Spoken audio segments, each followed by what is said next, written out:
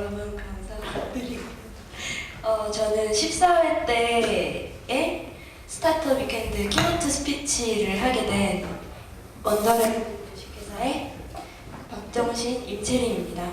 안녕하세요. 무슨 얘기를 해야 될지 진짜 고민을 많이 했었는데요. 일단 제목을 보면은 팀빌딩을 준비하는 히치하이커를 위한 안내서라고 지었어요. 그 영화 아시죠? 은하수를 여행하는 히치하이커를 위한 안내서를 간단히 패러디를 해봤는데요. 히치하이킹을 할 때 보면은 정말 어떤 사람을 만나게 될지 모르잖아요.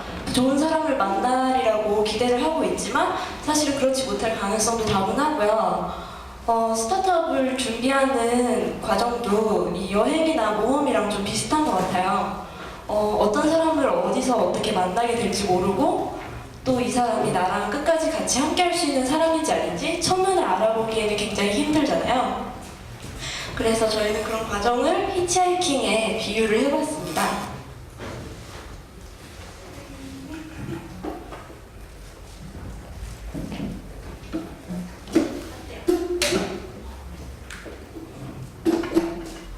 그래서 발표를 시작하기 전에 간단하게 저희 소개를 간단하게 드릴게요. 저희는 원더래빗 주식회사에서 일하고 있는 대표랑 디자이너고요.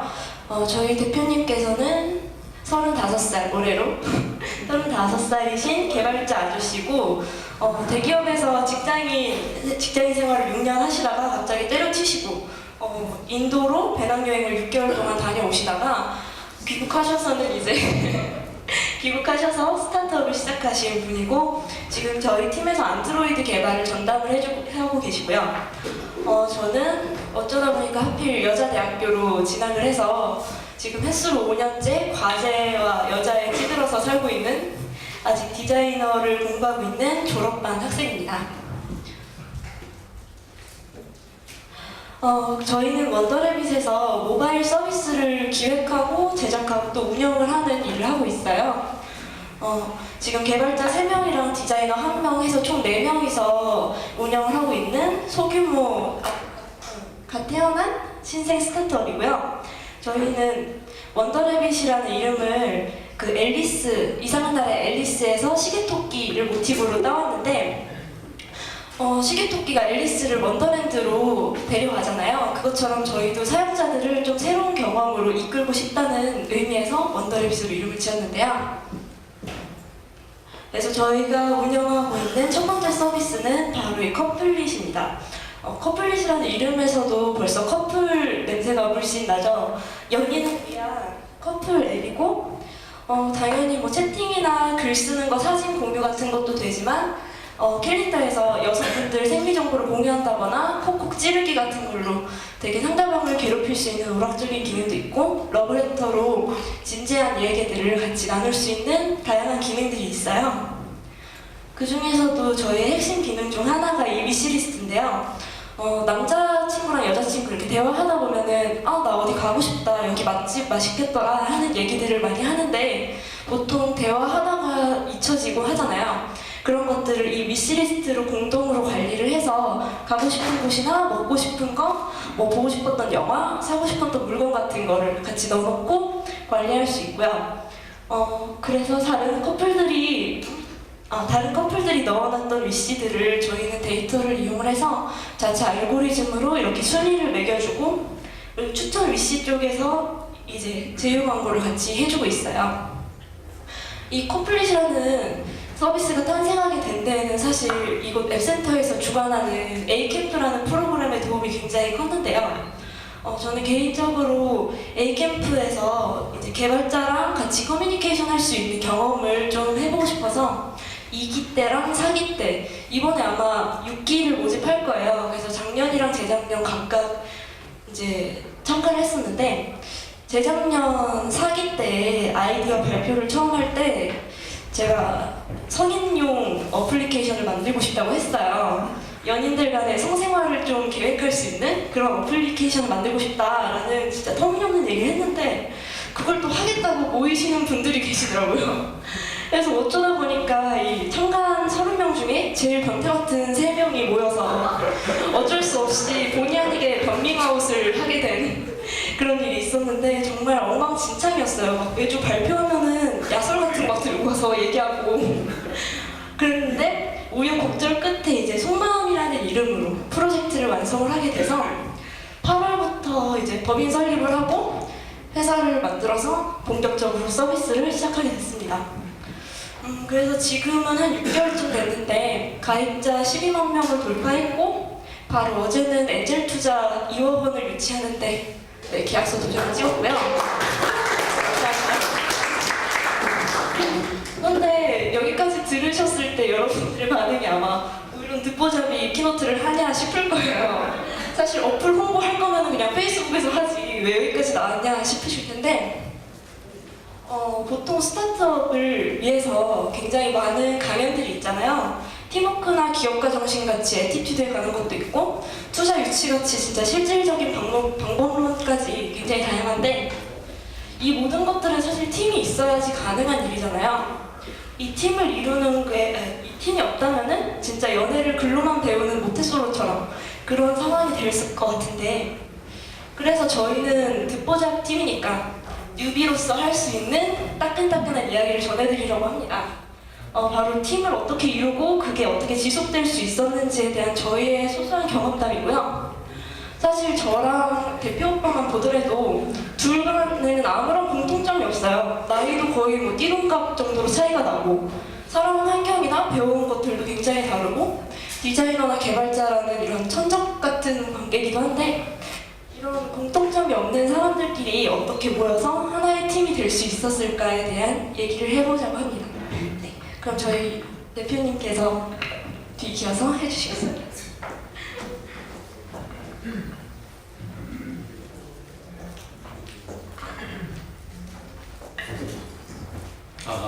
네, 안녕하세요. 네, 앞서 소개받은 변태 개발자 네, 박정신이라고 합니다.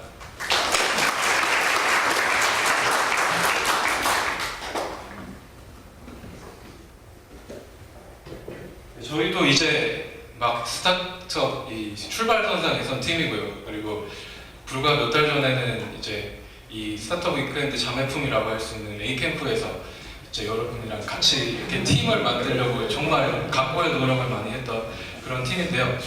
이렇게 그 엄중한 자리에 초대를 받아서 이야기를 하게 된 게 참 손발이 오그라드는데 어떤 얘기를 해야 될까 생각을 많이 했어요. 그래서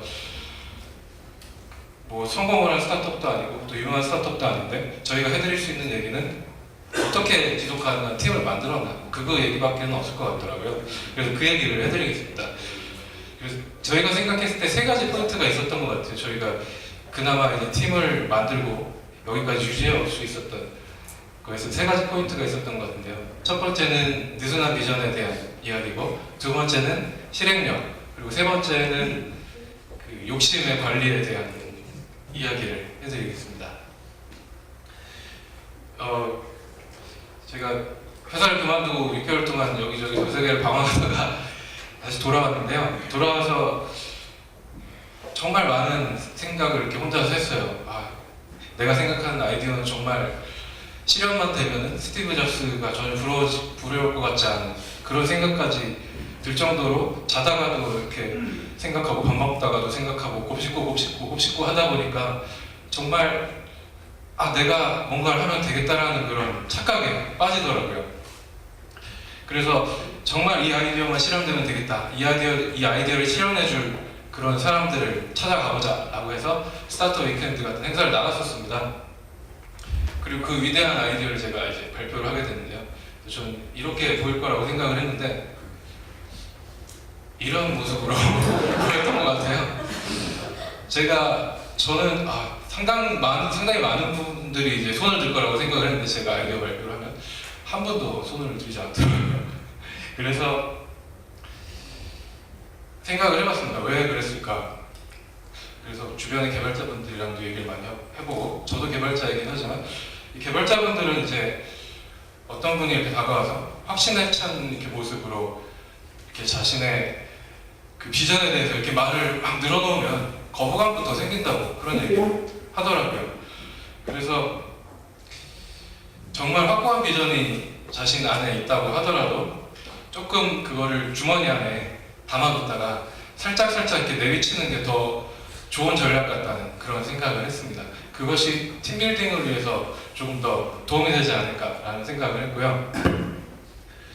그리고 이제 보시면 확고한 비전을 가진 사람들 보면 국회의원들 정말 확고한 비전들을 가지고 모인 사람들이잖아요. 근데 그런 사람들이 모였을 때 이런 일들이 일어나더라고요. 그런데 같은 욕망을 가진 사람들이 모였을 때는 어떤 일이 일어나나요? 일단 눈이 풀리네요. 저기 보니까 눈이 풀리고 그러니까 아무리 귀찮아도 뭔가를 정말 몸을 움직여서 뭔가를 하게 되더라고요. 그리고 정말 질풍 같은 속도로 뭔가를 만들게 되고요. 그래서 이 욕망이라는 것이 정말 어울리지 않을 것 같은 사람들을 하나로 단단하게 이어주는 힘인 것 같다는 그런 생각을 했습니다. 그래서 저희 팀은 어떤 욕망을 중심으로 뭉쳐졌냐라는 말씀을 드리면 저희는 겉으로는 표현하지 못하는 숨겨진 속마음을 끄집어내서 이어주고 싶다라는 그런 욕망들을 가진 사람들이 모인 팀입니다. 그래서 아이디어 도출을 하고 했을 때 가장 표현하기 힘든 속마음은 뭘까 얘기를 나눠보니 이제 연인 간의 스킨십을 하고 싶다라는 얘기는 정말 하기가 힘들고 나누기가 힘들다라는 얘기가 나와서 실제로 처음에는 연인 간의 어떤 이런 스킨십을 이어주는 그런 어플리케이션을 기획을 했었는데요.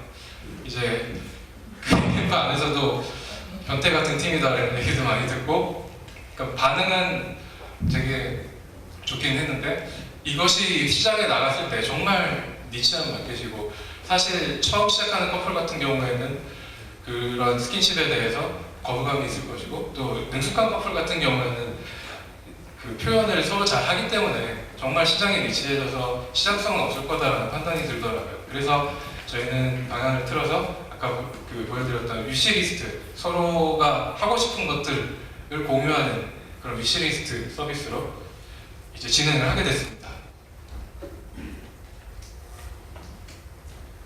그래서 제가 느꼈던 거는 팀의 비전이라는 게 처음에 시작할 때 수학 공식처럼 이렇게 딱 정해져 있는 게 아니라 이제 같은 욕망을 가지고 있는 사람들이 모여서 함께 만들어가는 것이라고 생각을 하거든요. 그래서 이런 같은 욕망을 기반으로 한 유연성 때문에 저희가 팀으로 모일 수 있었고 또 지금까지 같이 해올 수 있었던 것 같습니다. 그리고 두 번째는 실행력에 대한 이야기입니다. 이제 A캠프가 이 짤방 아시죠? 그 소프트웨어 개발에 대해서 되게 유명한 짤방인데요. 저희 개발자와 기획자와 또 디자이너가 모이다 보니까 그런 얘기들 하잖아요. 화성에서 온 기획자, 그리고 금성에서 온 디자이너, 그리고 지옥에서 온 개발자 그런 얘기들을 하는데 저희는 A캠프가 10주간의 기간이 있었는데 저희는 8주 동안 주구장창 기획회의만 했어요. 멋 모르고 그렇게 기획을 오래 하고 정말 갈고 갈아야 좋은 서비스가 나온다고 착각을 했었습니다. 그래서 그 8주간의 기간 동안 정말 진이 빠지고 과연 할 수 있을까라는 의문도 생기고 또 다음 모임에 나가지 말을까라는 생각까지 들게 되고 결국엔 그 중에 한 사람이 이제 빠지게 되는 상황이 됐습니다. 그래서 결국엔 9주째에 대해서야 이제 후다닥 개발을 시작해서 못 나긴 했지만 프로토타입을 완성을 했는데요. 자, 아무리 허접하다고 하더라도 손에 쥐고 이렇게 돌려볼 수 있는 그런 프로토타입이 있다는 게 정말 천지 차이인 것 같습니다. 그 전 단계와는. 그러니까 비유를 하자면 그 전 단계는 그냥 썸만 타던 그런 연인 사이였다면 이제 프로토타입이 나온 상태는 이제 함께 악예를 만들어낸 그런 상태가 돼버린 것 같은 그런 느낌이 들더라고요. 그래서 실제로 저희 팀에서는 처음에는 이 속마음 엄마, 속마음 아빠 이런 식으로 부르기도 했는데요. 근데 아빠가 3명이라서 좀 이상한 느낌이 들긴 했습니다. 그래서 이 실행력이라는 게 바로 이미 다 알고 계신 린 스타트업에서 지겹게 이렇게 얘기를 하고 있는 최소 기능 제품을 빨리 만들어라 라는 이야기와 일맥상통하는 얘기 같고요. 그런 의미에서 이 스타트업 위크엔드 정말 좋은 행사라고 생각을 합니다. 왜냐하면 팀원들을 만나실 수 있고 또 3일 만에 프로토타입을 손안에 같이 쥐실 수 있으니까요. 이 두 가지 표현은 페이스북에 사무실마다 붙어있는 그 포스터라고 하는데요. 생각에만 빠져있지 말고 재빨리 실행하자. 그리고 완수하는 게 완벽한 것보다 좋다라는 이런 포스터들이 페이스북 사무실 곳곳에 붙어있다고 합니다. 저희는 준비할 때 8주간 삽질했던 그 경험을 반면교사에 삼아가지고요. 법인을 세우고 본격적으로 창업을 하겠다고 마음을 먹었을 때는 한 달 안에 어떻게 해서든지 베타 버전을 내서 그 구글 플레이에 올렸습니다.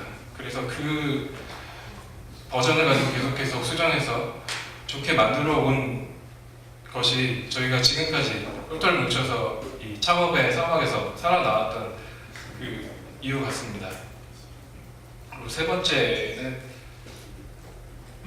욕심에 대한 이야기입니다. 저는 가까운 사이일수록 기대는 하지 않는 게 좋다고 생각하는 그런 생각을 가지고 살았는데요. 얼마 전에 그 K큐브 벤처스의 지미림 씨가 블로그에 올린 글이 기대에 대한 글이 있더라고요. 그래서 잠시 읽어드릴게요. 연인 관계에서도 대부분의 문제는 남자들이 지속 가능하지 않은 약속 혹은 행동을 초반에 보여주면서 시작됩니다.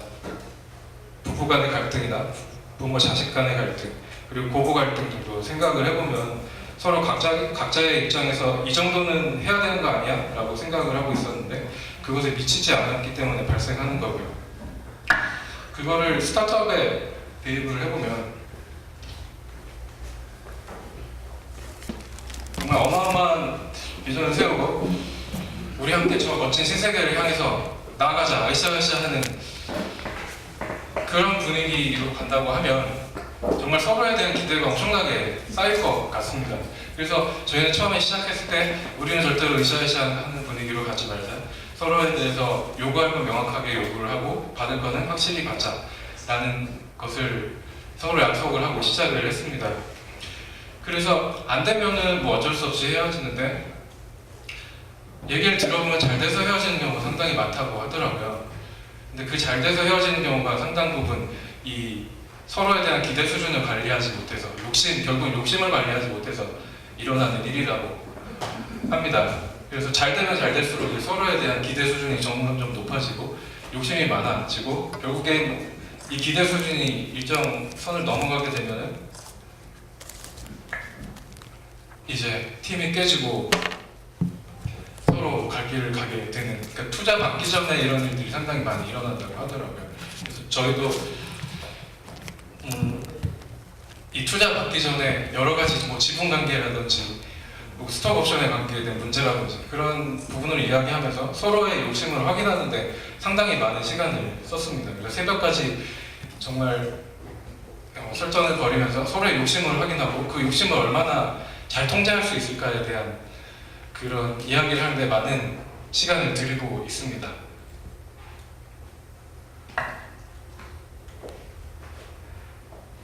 저희는 팀을 만든다는 것은 내가 걷는 이 길이 맞다고 설득할 사람을 찾는 게 아니라 같은 방향에서 함께 길을 잃을 길동무를 찾는 거라고 생각을 하거든요. 그래서 저희는 지금 같은 방향으로 길을 잃고 헤매고 있어서 정말 행복하고요. 여러분도 좋은 길동무를 찾으시기를 기원합니다. 네, 감사합니다.